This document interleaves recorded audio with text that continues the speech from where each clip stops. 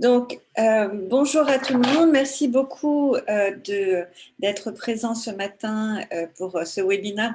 On sait tous qu'on a des agendas un peu fous, mais donc merci beaucoup de prendre le temps et surtout merci beaucoup à Fanny Bénard d'avoir accepté de réaliser ce webinaire pour nous. Donc, juste pour représenter Fanny, donc Fanny est vice-présidente de l'Observatoire des achats responsables. Elle est également associée de Buy Your Way. Ingénieure, si je ne me trompe pas, agronome de formation, et elle accompagne nombre de sociétés dans l'univers de la mode et du luxe depuis plusieurs années sur la thématique des achats responsables. Et il nous a semblé important de faire un peu un point avec elle sur cette thématique. Donc Fanny, l'idée c'est vraiment tu déroules pendant 20-30 minutes et ensuite on partage des questions avec les auditeurs. Merci beaucoup, c'est à toi. Merci beaucoup Isabelle. Bonjour à toutes et à tous. Donc en effet, je vais préparer un petit contenu en bonne consultante que je suis. L'idée, c'est de pouvoir partager avec vous sur le sujet des achats responsables. Alors dites-moi si vous voyez bien mon écran. Oui. Normalement, c'est bon. Absolument. Donc l'idée, c'est de pouvoir partager rapidement avec vous sur le sujet des achats responsables, revenir un peu à la définition, les grands outils qui existent. Je sais qu'on est souvent perdu face au nombre d'outils qui existent en matière d'achat responsable. Un petit peu aussi partager les écueils sur ces outils. Et puis, vous donner quelques pratiques, quelques cas pratiques, quelques bonnes pratiques. Alors, certainement pas exhaustivement, puisqu'on n'a pas le temps, mais l'idée, c'est de pouvoir lancer la discussion sur ce sujet. Donc, comme Isabelle l'a dit, je vais passer très vite. Je suis vice-présidente de l'Observatoire des achats responsables. L'Observatoire des achats responsables, c'est une association créée en 2010 pour diffuser les bonnes pratiques. Donc, on a des groupes de travail, on a des études. L'idée, c'est vraiment de pouvoir travailler ensemble à ce que sont les achats responsables sur les différents sujets, de mobiliser, d'informer et puis d'évaluer et de mesurer, puisque comme nous sommes un observatoire, nous avons tous les ans un baromètre qui reprend en fait quelles sont les bonnes pratiques en matière d'achat responsable, mais quels sont aussi les sujets sur lesquels les entreprises ont du retard ou sur lesquels elles ont des difficultés. Donc, en général, il sort en février. Cette année, il était sorti le 2 février. Mais ce qui est intéressant, c'est, juste pour quelques informations sur ce baromètre, c'est que de plus en plus de PME répondent au baromètre, ce qui n'était pas forcément le cas avant, ce qui change un peu nos résultats, bien évidemment, mais ce qui est vraiment intéressant pour voir cette vague de fonds des achats responsables qui d'abord a concerné plutôt les grandes entreprises et qui maintenant concerne les ETI et les autres. Alors, je crois que certains ont encore leur micro ouvert. Si vous pouvez juste vous mettre en mute. Voilà, pour qu'on puisse tous, pour que je puisse aussi pouvoir dérouler.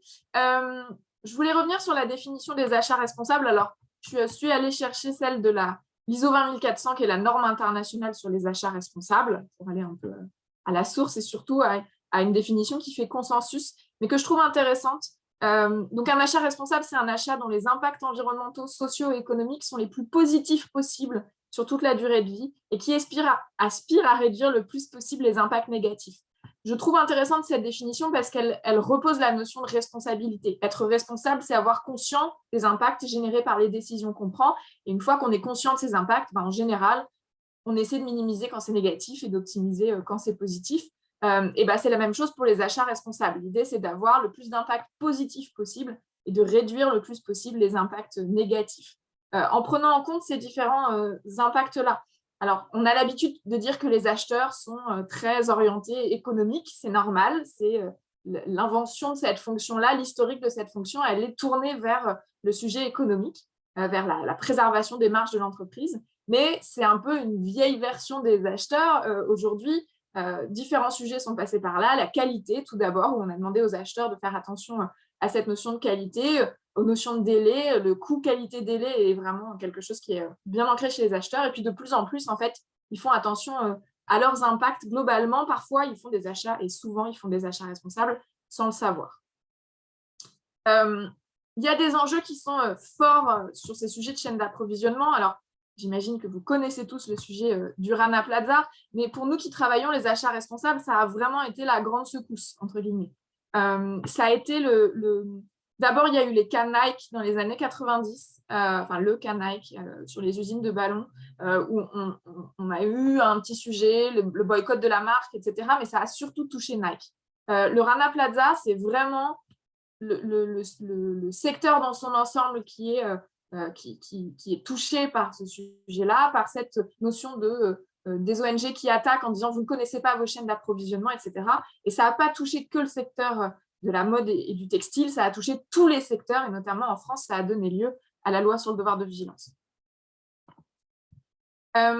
Les enjeux aussi sectoriels sont des enjeux qui sont liés à la production des matières premières quand elles sont agricoles notamment.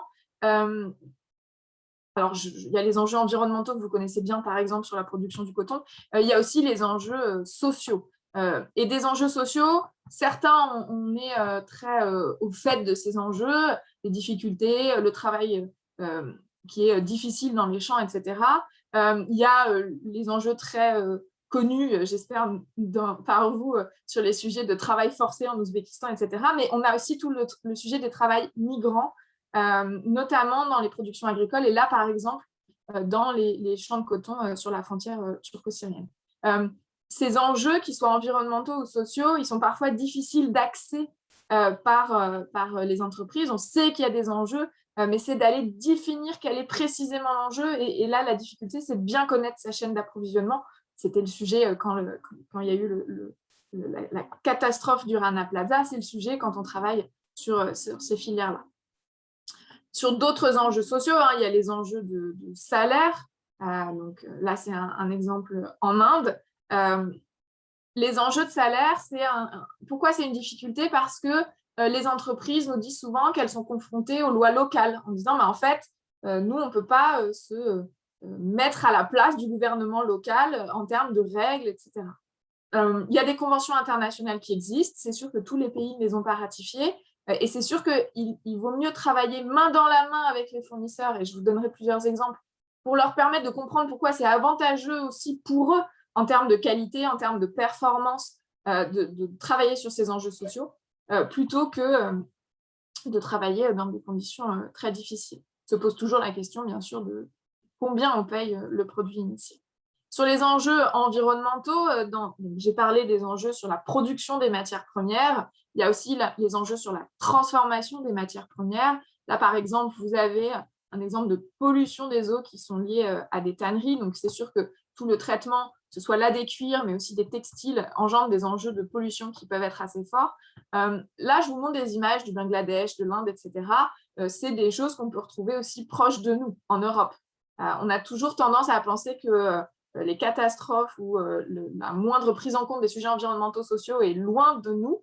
Ce n'est pas toujours le cas. Dans le secteur textile, on a les sujets, il y a eu des sujets au Royaume-Uni, par exemple, sur des conditions de travail et des horaires compliqués à Leicester, il y a eu un cas avec vous.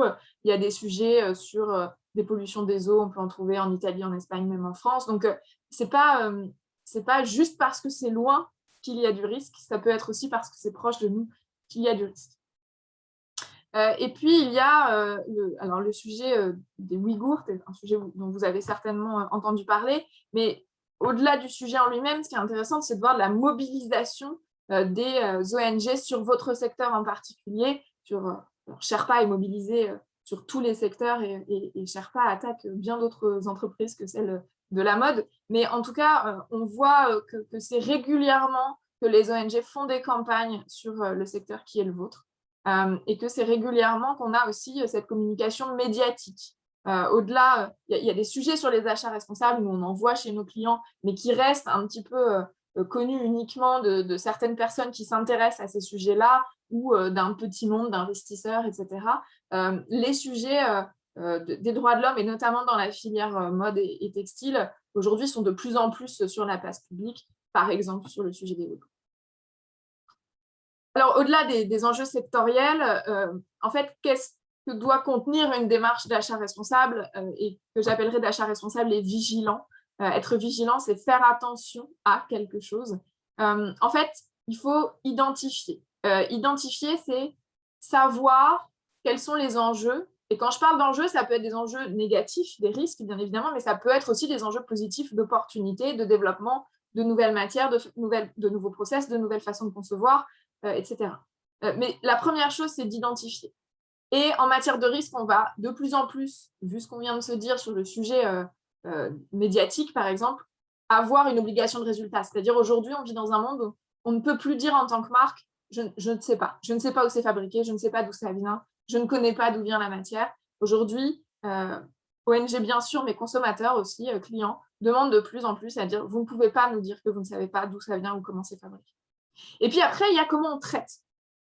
Comment on traite et comment on rend compte, puisque le sujet de la transparence, quand on parle de responsabilité sociétale, est importante. Pour faire ça, il y a différentes actions. Bien sûr, l'action de cartographie est importante. Quand je parle de cartographie, c'est la cartographie des filières, les enjeux de traçabilité aussi, mais c'est aussi les enjeux de cartographie des risques et des opportunités. Et puis derrière, on va s'engager, et puis on va mettre en place des plans d'action et des plans de suivi. Et je vais revenir là-dessus quand je parlerai des outils des achats responsables. Un outil achat responsable, ça ne sert pas juste à évaluer un fournisseur à un temps T et puis après on oublie. L'objectif qu'on a tous ensemble en matière de responsabilité, c'est de faire que les choses s'améliorent. Et pour que les choses s'améliorent, l'idée, c'est de mettre en place des plans d'action. Et puis derrière, bien sûr, on pilote. On pilote pas uniquement pour faire du reporting parce que c'est obligatoire, on pilote pour savoir si les actions qu'on met en place servent à quelque chose et voir s'il ne faut pas parfois réallouer des moyens qu'on avait déjà sur un sujet, sur un outil, par exemple, d'évaluation, puis se rend compte que cet outil-là, il ne permet pas vraiment de maîtriser les risques qu'on a identifiés. Et ben, on va réallouer ces moyens-là sur d'autres typologies d'outils. Et puis aussi, une fois qu'on a réfléchi à tout ça, quand il va falloir définir ces actions, on va se poser la question aussi de est-ce que j'ai de l'influence ou pas sur ma chaîne d'approvisionnement? Est-ce que j'ai de l'influence ou pas sur mes fournisseurs? Avoir une influence faible, c'est pas très grave, mais il faut aussi pouvoir l'assumer en disant, mais en fait, là-dessus, j'ai pas la main, soit parce que je suis trop petit, et là, pourquoi pas s'associer avec d'autres dans des initiatives communes, soit parce que en fait, mon poids sur le marché ou le risque est très loin et il y a des intermédiaires qui doivent maîtriser ce risque-là. Et donc, on va avoir plutôt un socle commun d'outils de base, j'ai envie de dire.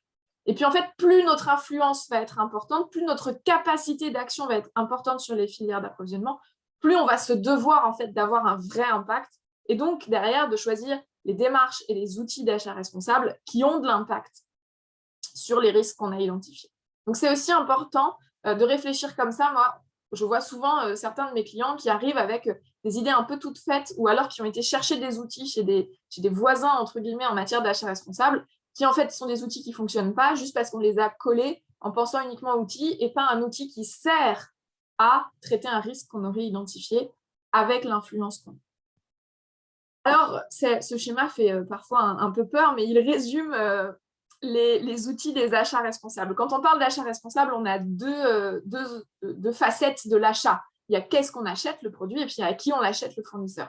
Et ce n'est pas les mêmes outils qui permettent d'évaluer un produit et un fournisseur.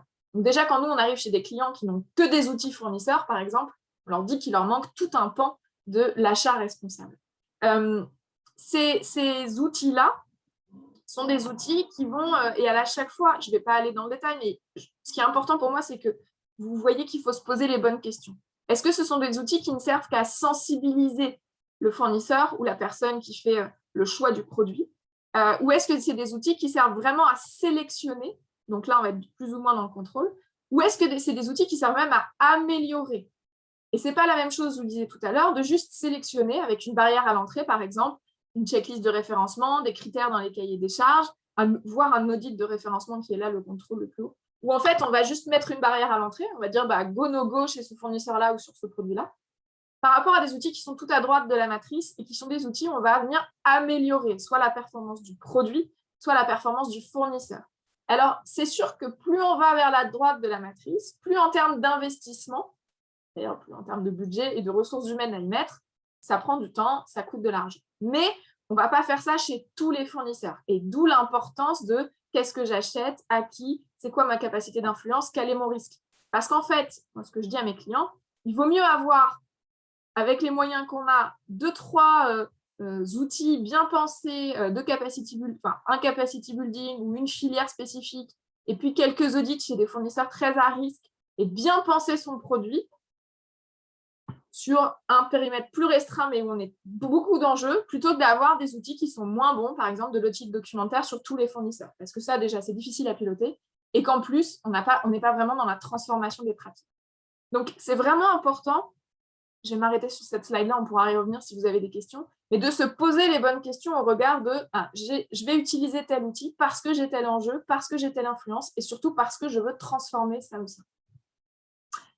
Alors, dans les bonnes pratiques, là, par exemple, je vais vous montrer un exemple de Aigle. Là, on est plutôt sur le sujet produit. Qu'est-ce que je vais acheter?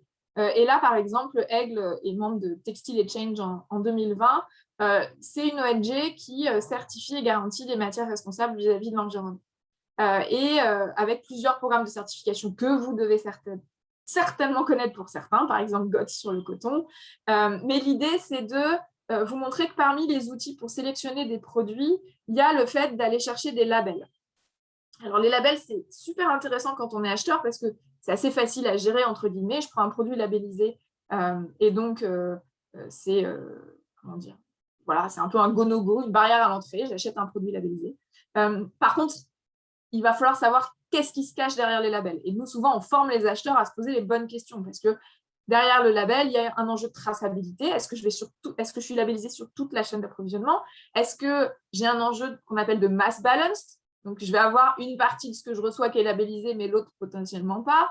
Est-ce que c'est fiable? Qui est derrière le label? Est-ce que le référentiel s'attaque bien aux bons enjeux de la matière, etc.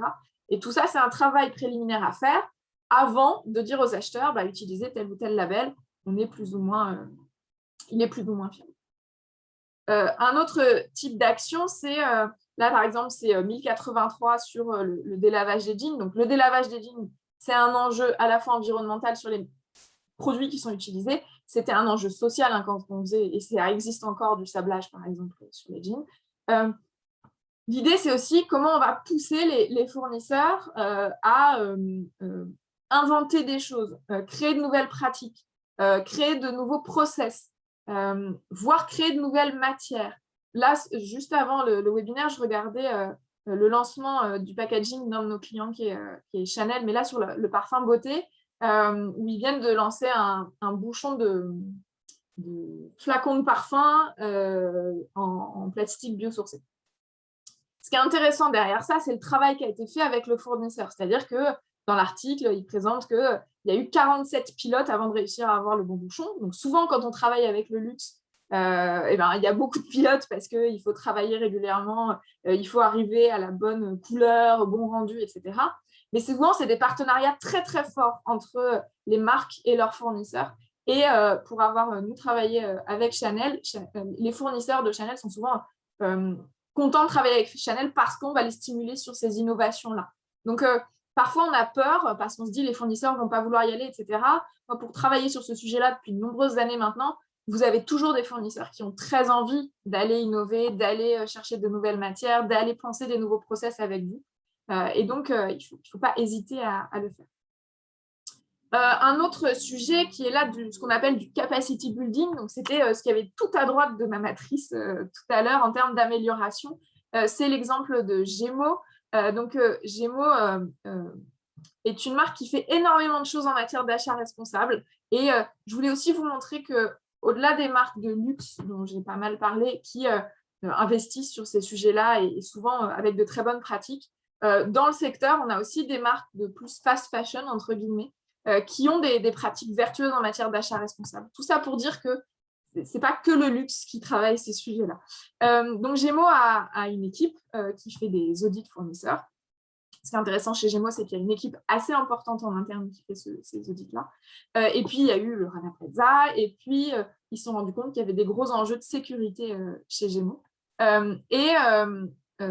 L'idée, c'était de faire monter en compétences sur place, et c'est-à-dire de pas multiplier les audits pour aller vérifier. Et puis, en fait, il n'y a pas meilleur plan d'action que d'avoir des personnes sur place, soit chez les fournisseurs, soit là, en l'occurrence, les pompiers du Bangladesh, pour pouvoir, en fait, s'assurer que ça va durer dans le temps et qu'on a vraiment un impact. Donc là, par exemple, en 2016, Gémeaux a signé un premier accord avec les pompiers du Bangladesh de formation, en fait, à l'évaluation de sécurité des usines au Bangladesh. Ça bénéficie aux usines de Gémeaux, mais pas que. Et c'est aussi ça qui est intéressant. Donc ça, c'est vraiment ce qu'on appelle du capacity building, c'est-à-dire une marque qui va investir de l'argent et du temps chez un fournisseur ou pour plusieurs fournisseurs pour améliorer les pratiques globales. Il y en a plein d'exemples de capacity building. Là, je vous en ai listé un, il y en a un autre qui viendra après. D'autres exemples de transparence, parce que je vous disais tout à l'heure qu'une des démarches de la politique achat responsable et de la RSE en général, c'était la transparence. Patagonia, par exemple, publie sur son site internet la liste de ses fournisseurs de rang 1. Donc, c'est assez intéressant, ce sujet de transparence. Je sais aussi, par exemple, que Gémeaux travaille sur ces sujets-là de pouvoir montrer qui sont les usines qui fabriquent derrière un produit. Il y a plusieurs marques, Timberland l'a fait aussi, etc. Donc, il y a plusieurs marques qui travaillent en disant, voilà, on est transparent et vous pouvez voir, en fait, qu'est-ce qu'ils fabriquent, où ils sont, combien de travailleurs, depuis quand ils sont fournisseurs. Et ça, c'est assez intéressant aussi de voir qu'il y a des fournisseurs qui sont là depuis très longtemps, avec lesquels on travaille depuis longtemps. Et le partenariat est un des outils des achats responsables.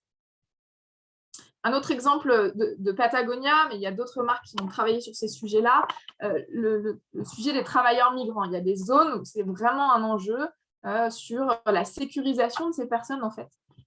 Et donc, là, c'est à nouveau c'est pas tout à fait du capacity building, mais c'est des sujets de filière et des sujets de co-construction avec des partenaires extérieurs. Le fait d'aller travailler avec des ONG spécialisées, soit sur une zone, soit sur un sujet, c'est aussi assez intéressant d'aller mêler ces compétences-là. Et là, par exemple, Patagonia a un programme de migrant workers, enfin pour les migrant workers, avec l'ONG Vérité. Et là, vous avez 2 personnes en interne chez Patagonia qui s'assurent du respect de ces principes par les fournisseurs de la marque. Et puis, le dernier cas que je voulais vous montrer, c'était un cas de filière. Donc là, c'est aussi comment on identifie un risque sur une filière quelque part et on va aider la filière à se structurer. C'est quelque chose que les marques ont de plus en plus l'habitude de faire. C'est là où on a le plus d'impact, en fait, puisqu'on a la traçabilité, on sait ce qui se passe, etc. Donc là, par exemple, c'est le cas de la filière pour une marque de mode sur le cachemire durable en Mongolie intérieure. Donc, il y avait des enjeux sur le bien-être animal, bien évidemment, mais aussi les conditions de travail, que ce soit dans les fermes ou dans la transformation du cachemire. Et ce qui est intéressant, c'est vraiment de se dire, on va en fait monter un programme où on va aller chercher les bons experts.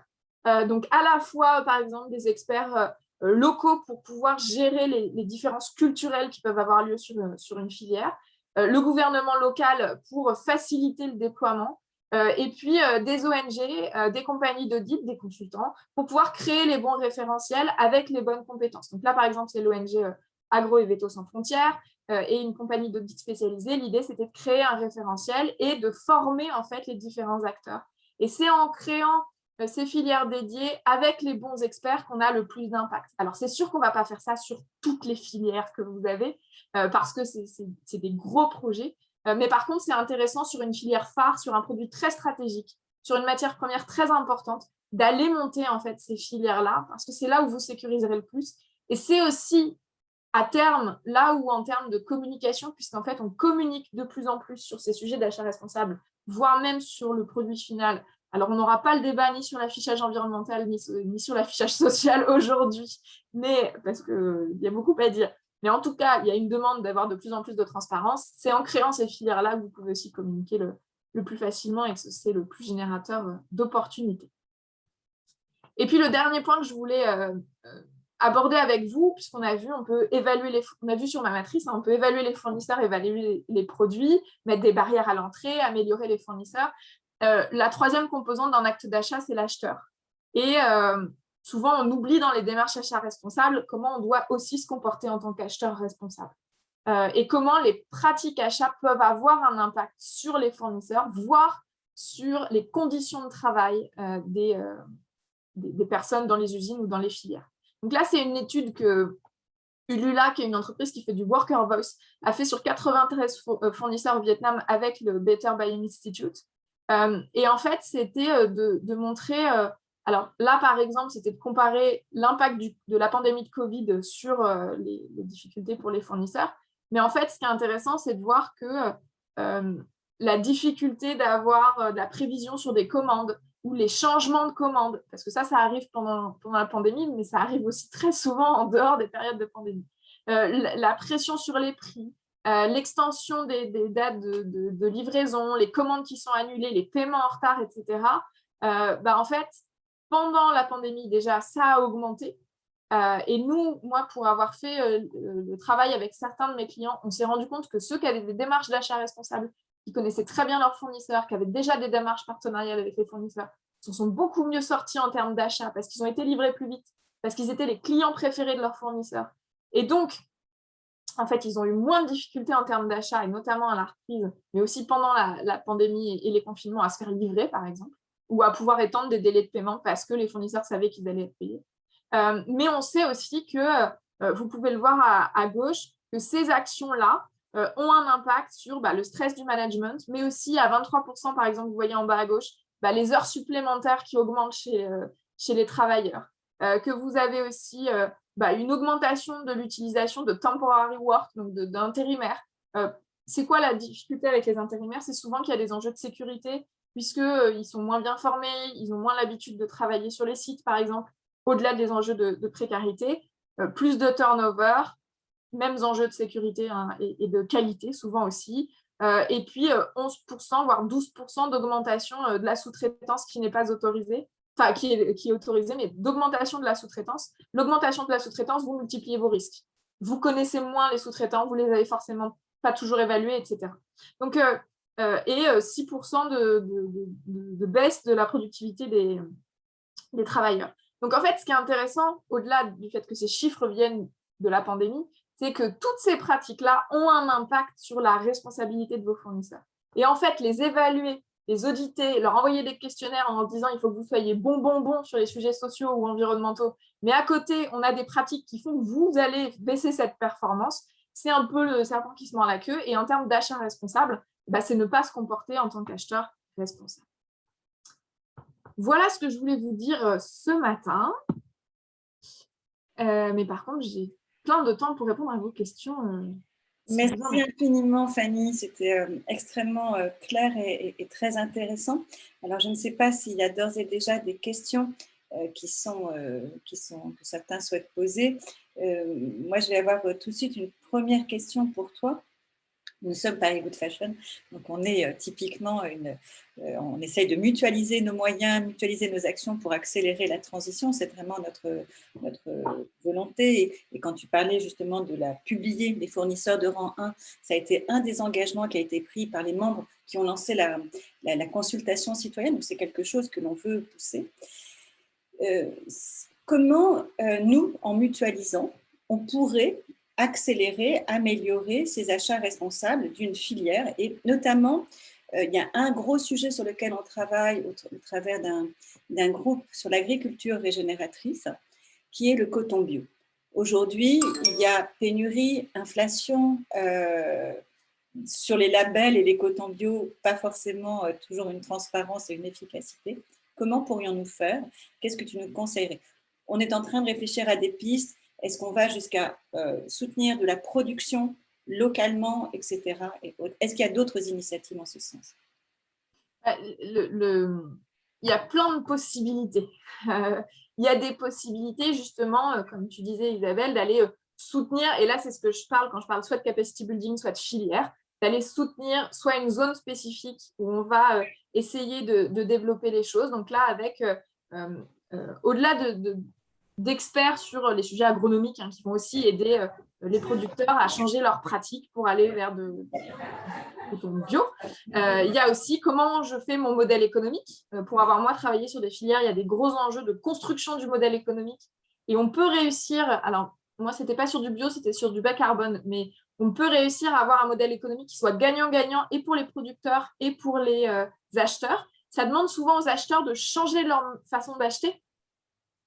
Parce que on se rend compte que quand on achète en spot sur un marché, par exemple, parfois on achète très cher, parfois on fait des coûts, on achète pas cher, etc. Alors que quand on arrive à avoir des filières stables avec des volumes sécurisés, on arrive à stabiliser des prix et en finale, on s'y retrouve. Donc, travailler le modèle économique, travailler les experts, etc. Donc ça, c'est la filière, entre guillemets. C'est, je pense, une des meilleures façons d'avoir un impact, parce qu'on pourrait dire, voilà, on a un engagement de tous ne plus acheter que du coton bio, par exemple. La difficulté là-dessus, c'est comment on s'assure qu'on n'a pas de dérive, par exemple, sur la filière. Ne faire que du label, c'est intéressant sur certaines matières, mais pas sur toutes. Et je ne pense pas que sur le coton, ce soit la panacée, entre guillemets. Donc ça, c'est un autre type d'outil. Hein. Ça aurait pu être de choisir que le label, et puis voilà. Mais je pense que l'investissement et en plus commun est vraiment intéressant. Alors après, la difficulté sur la notion d'investissement commun, c'est que certains vont dire on ne va pas pouvoir s'en servir, entre guillemets, comme avantage compétitif, puisqu'on va tous faire la même chose. Mais je pense qu'on est sur des sujets, que ce soit environnementaux ou sociaux, sur lesquels la compétition n'est pas forcément la plus intéressante. Et notamment dans votre secteur, la compétition, elle n'est pas là, elle est sur la création, sur ce que vous proposez en termes de produits, etc., et pas forcément sur la matière. Et donc, je pense que ce sujet de filière et de soutien à une zone en particulier est intéressant. Soutien à une zone en particulier, ça va faire peur aux acheteurs parce que ça s'appelle du monosourcing, c'est-à-dire que vous allez leur demander d'acheter à un seul endroit. Mais c'est intéressant de commencer à augmenter les volumes sur une zone, puis en fait d'en s'en servir comme pilote pour pouvoir faire tâche d'huile, entre guillemets, sur d'autres zones. C'est typiquement ce qu'on a fait, enfin ce qu'on est en train d'essayer d'identifier avec une étude d'AgroParisTech qui a été réalisée pour étudier d'abord, on a essayé de définir ce qu'est l'agriculture régénératrice, quelles sont les bonnes pratiques, et maintenant on regarde zone par zone, qui est le plus intéressant, et on est en train d'essayer d'étudier quelle serait la bonne zone à pousser, en particulier notamment sur l'Afrique, mais là où il y a des problèmes encore de travail forcé, etc. C'est compliqué à nouveau, mais je pense qu'il n'y a pas d'autres expérimentations en ce sens ou d'autres initiatives collectives à ta connaissance? De collectifs sur par exemple, sur d'autres filières, le cachemire, par exemple, ça a été pensé comme ça. Et après, sur d'autres sujets qui ne sont pas forcément sur les vôtres, mais le MICA, la Responsible MICA Initiative, travaille comme ça de façon collective. Ce qui est intéressant, c'est, par exemple, quand tu parles des sujets de travail forcé, sur le MICA, il y a des sujets de travail des enfants, par exemple, sur une région spécifique de l'Inde qui produit du MICA, qu'on retrouve dans plein de choses, le mica, hein, dans les peintures pour voitures, comme dans les fards à paupières. En fait, l'avantage de se mettre ensemble sur ces sujets sociaux, c'est de pouvoir faire pression sur les gouvernements locaux beaucoup plus facilement que quand on est une marque tout seul. Donc, c'est vraiment intéressant, ces initiatives collectives-là. Après, vous en avez on en a sur l'aluminium, on en a voilà, sur des sujets miniers. Souvent aussi, on va se mettre de façon collective parce qu'il y a des enjeux sociaux. Et souvent, quand il y a des enjeux sociaux, le fait d'avoir une action collective permet de changer les choses plus facilement. N'hésitez pas à lever la main si vous souhaitez prendre la parole ou poser des questions. Christophe, je ne sais pas si vous souhaitez. Sinon, je continue. Hein. Moi, j'ai plein de questions. Ok. Donc, je veux bien qu'on revienne. Tu as parlé de l'Europe et du fait qu'il y avait aussi des cas de pollution en Europe. En Europe, tu as cité le Royaume-Uni, tu as cité l'Italie. Est-ce que la législation européenne permet, malgré tout, de mieux se protéger? Est-ce qu'on peut se dire que quand on produit en Europe, quand même, on en a moins de risques ou finalement, pas tant que ça? Et qu'est-ce que on peut faire La législation européenne permet de mieux se protéger sur des sujets d'horaires de travail, sur des sujets sociaux assez facilement.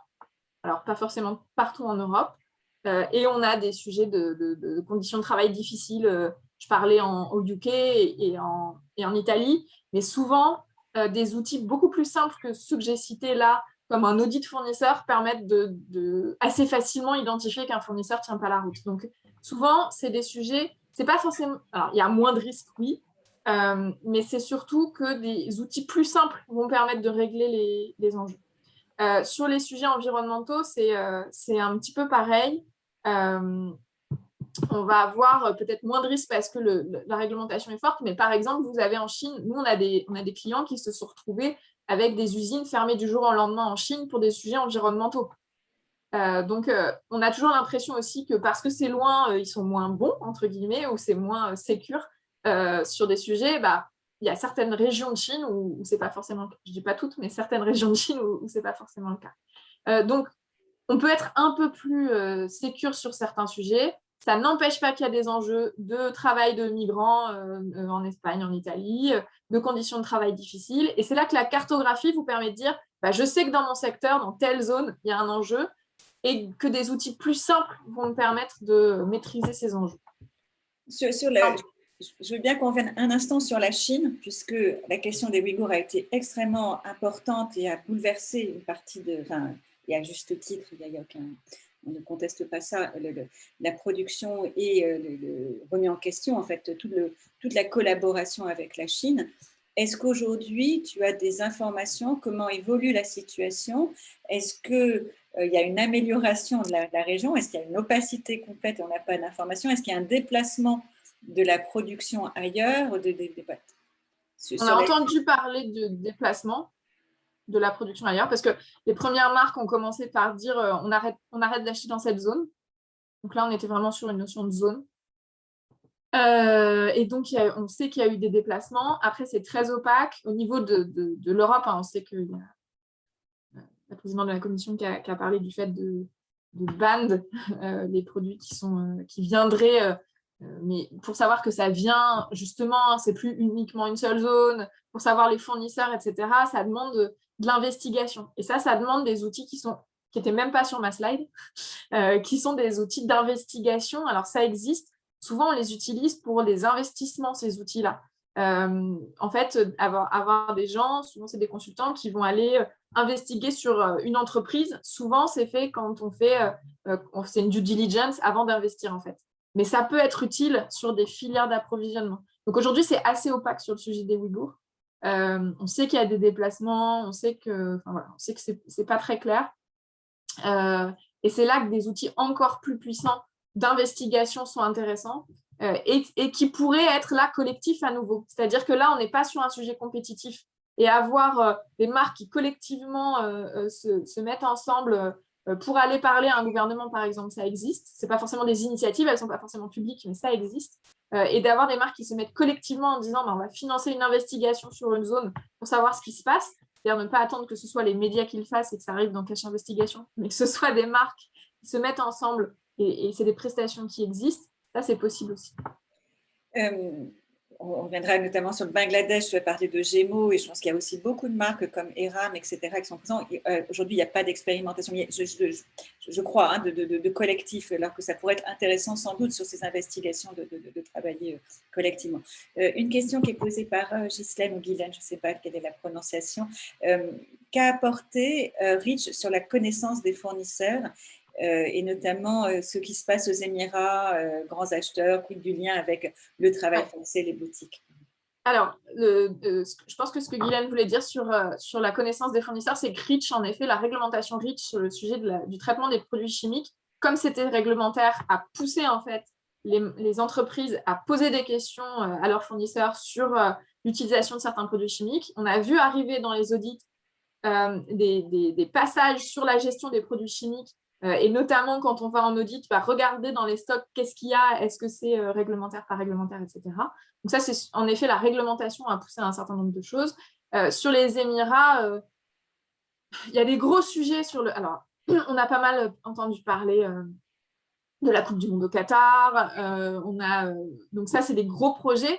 Mais par exemple, moi, je me souviens avoir discuté avec une marque de mode, de luxe, sur des prestations qu'on n'identifie pas parce que ce n'est pas des achats directs, ce n'est pas des matières premières, ce n'est pas des transformateurs, mais par exemple, qui s'est retrouvé à aller auditer les prestataires qui font le gardiennage des boutiques, la sécurité des boutiques aux Émirats, alors c'était aux Émirats arabes unis, et qui s'est rendu compte qu'en fait, c'était des gens qui faisaient des doubles journées, c'est-à-dire qu'ils venaient faire la journée dans la boutique, et puis après, il y avait des bus qui les prenaient, qui les emmenaient dans une boutique et qui faisaient des doubles journées, et bus qui les ramenaient à l'extérieur, où ils dormaient dans des dortoirs, etc. Et ce qui est intéressant là-dedans, c'est que c'est pas en termes de cartographie des risques, si on l'a fait sans trop se poser de questions, ce n'est pas des prestations qui ressortent très très fortes parce que ce n'est pas vos achats les plus importants ou les plus stratégiques. Or, il y a des enjeux en effet de conditions de travail très compliquées dans certaines zones, même sur de la prestation. En termes de cartographie des risques, est-ce qu'il existe une carte mutualisée un peu développée ou aujourd'hui elle est très basique, elle n'existe pas et il faudrait la créer? Alors, vous avez des index qui existent. Par exemple, Amfori vous donne un index géographique, donc avec l'initiative BSCI. Donc, derrière, vous avez un audit des référentiels d'audits sociaux que vous pouvez mutualiser d'ailleurs avec l'initiative BSCI. Et donc, vous allez avoir des listes d'enjeux géographiques.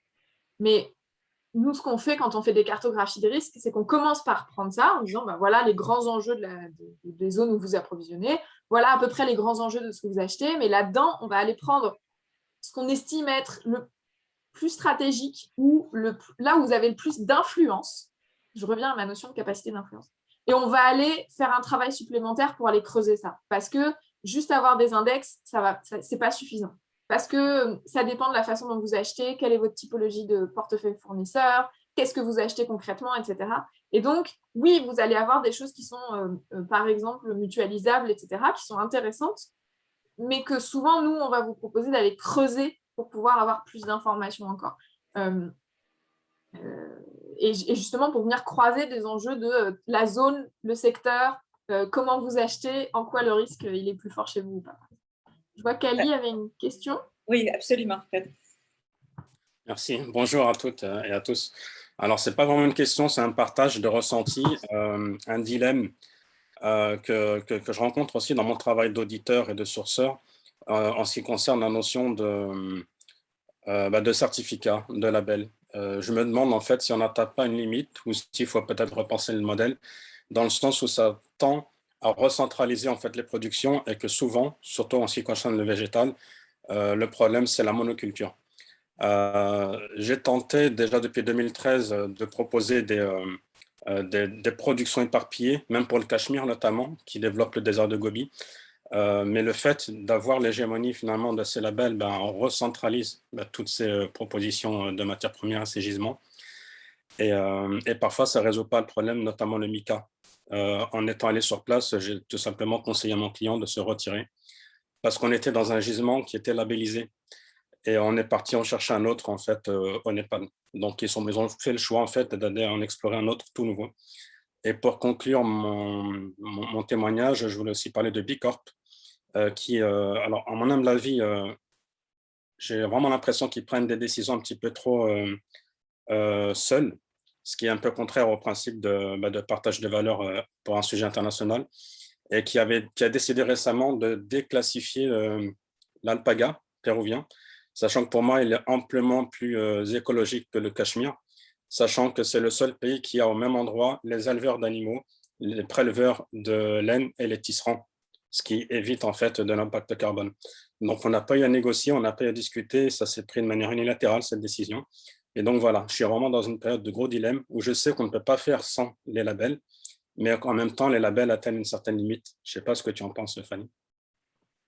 Je suis complètement d'accord avec toi sur les labels. En fait, c'est pour ça que je disais c'est facile pour un acheteur. Si je me mets côté acheteur, c'est facile pour un acheteur un label. Il prend un logo, il demande le certificat qui va avec, hop, fin de l'histoire. Donc, nous, ce qu'on conseille souvent, c'est de dire il y a certaines catégories d'achat où c'est à nouveau comment on alloue ses moyens.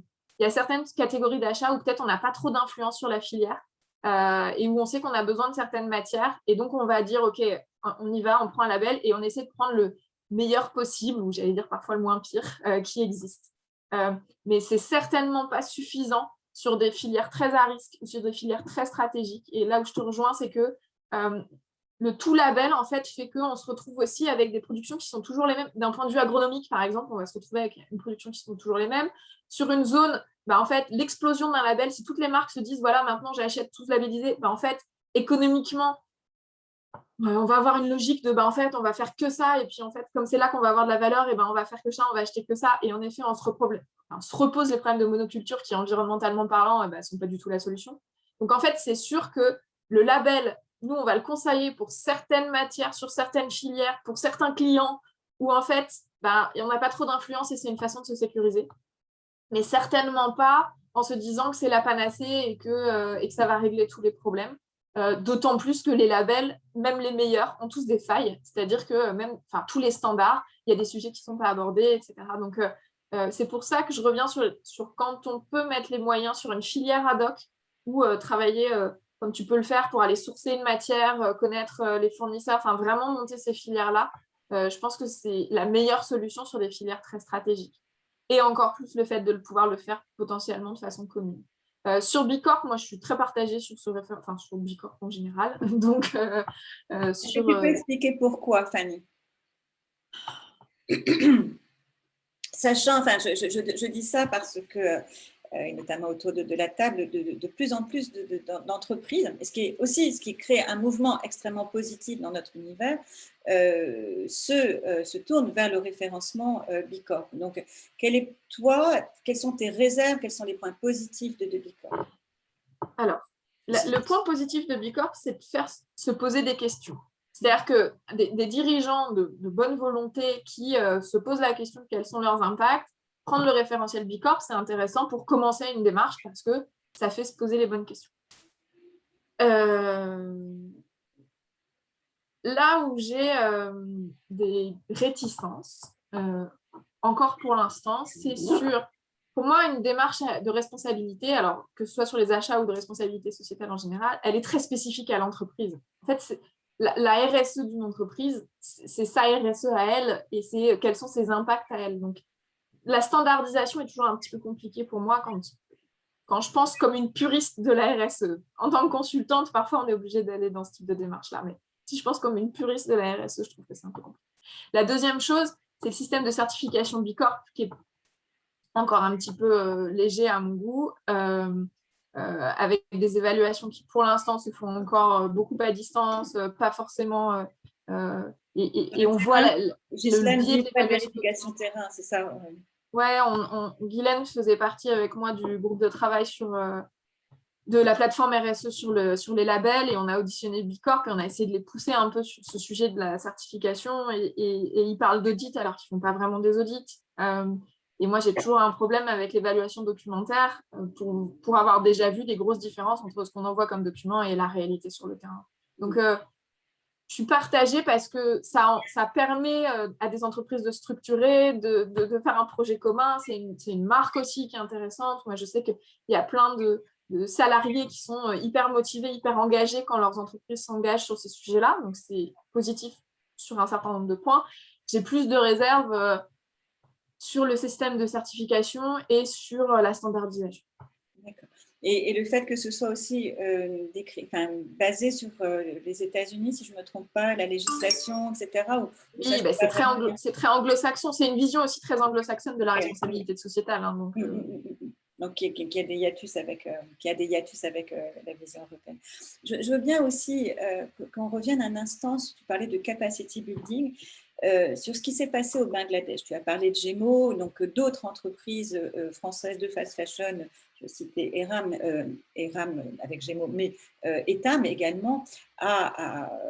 Est-ce qu'il y a d'autres expérimentations à ta connaissance justement de capacity building au Bangladesh?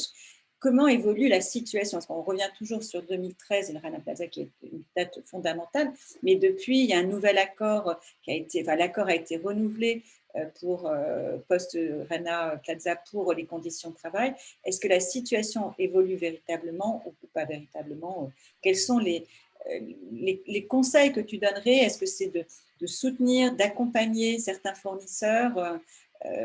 Quid de quitter le pays? Comme la Chine d'ailleurs, quand on quitte un pays, que se passe-t-il pour les salariés qui restent, etc., sur place? Alors, plein de questions. Je vais commencer par la dernière sur quitter un pays. Je trouve que c'est toujours un peu bizarre de dire qu'on va quitter un pays. Enfin, en fait, je trouve que les décisions de quitter un pays sont plus politiques que stratégiques d'entreprise. Donc, pour moi, c'est toujours une décision un peu compliquée. En fait, c'est plutôt comment on essaye de faire travailler la maille fournisseur, parce que l'influence d'un acheteur, c'est son fournisseur.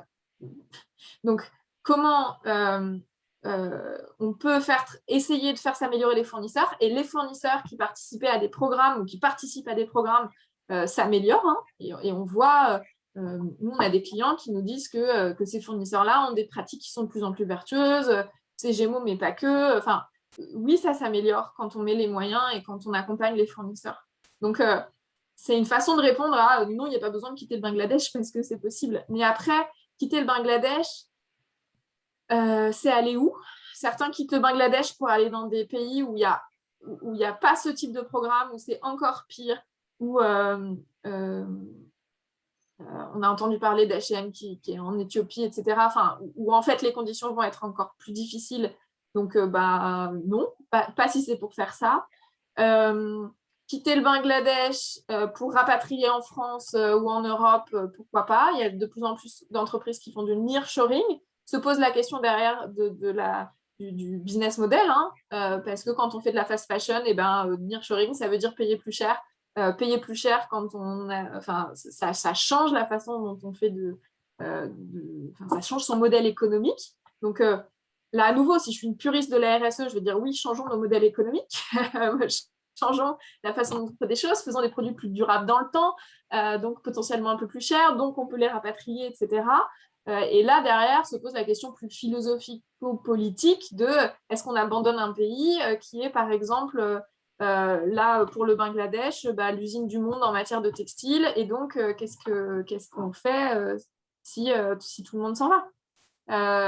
Et là, on rentre dans des discussions qui peuvent être très très longues parce qu'on va devenir sur un sujet, je disais, philosophique et politique en fait.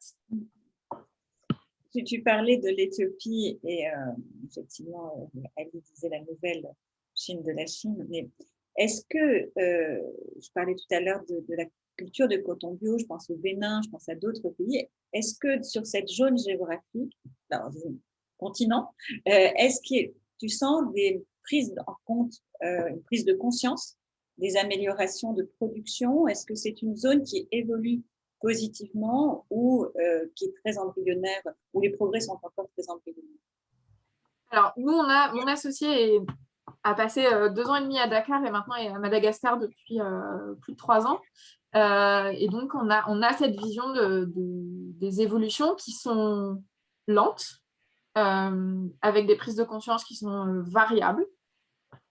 On voit souvent que c'est par l'initiative d'entreprises européennes acheteuses que les choses vont bouger. Par exemple, à Madagascar, c'est